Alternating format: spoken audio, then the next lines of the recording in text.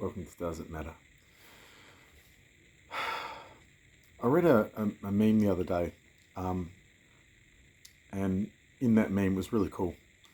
Um, there was a sort of grim, stoic, Warhammery themed side to it, about dying in glory.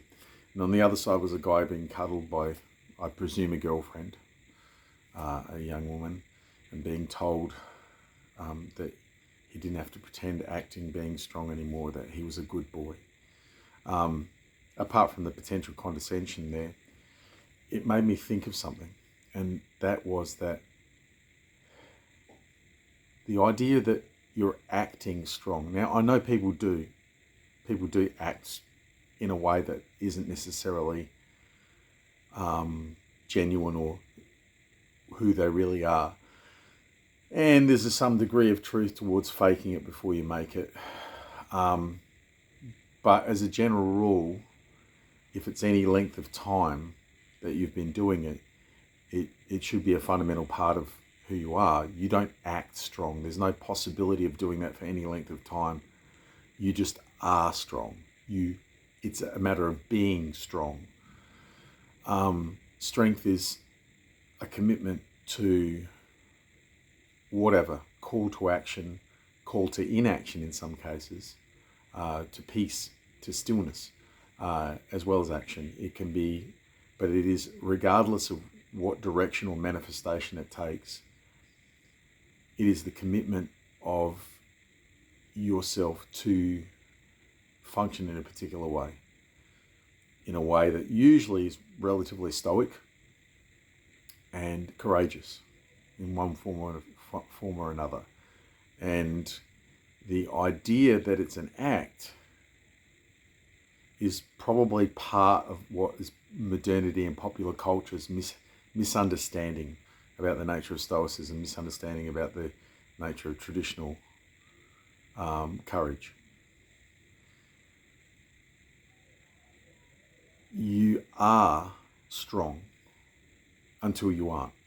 Everyone has a breaking point, and when they reach that breaking point, they will falter or founder, at least for a time.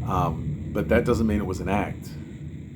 That means that you are strong to a point. Like everything else, you reach a limit. You can only lift so much weight, and then you'll drop the weight. An act would not last very long. A scene, a moment, minutes. It's not going to last for days, certainly not for weeks or months or years. It's not. So one could argue that being strong is something that is reasonably consistent over time, but not eternally so, and not forever. There are limits to everything.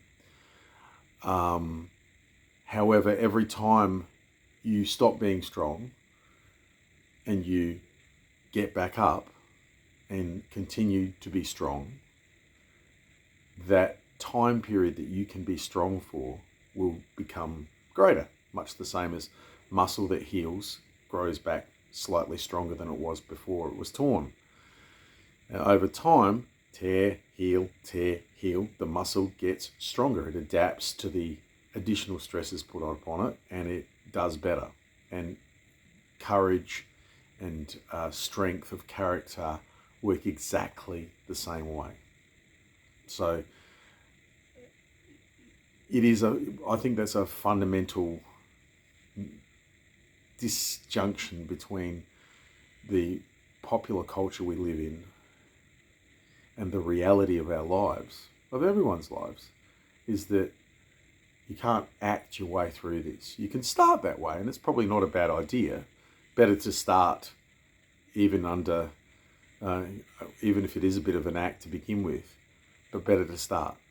But you can't continue to act your way through it. You're going to have to be strong. You're going to have to, at some point, staunch your tears and trembling of limbs, still move forward and do what needs to be done and accept what needs to be accepted and make the best of what you have with what you have.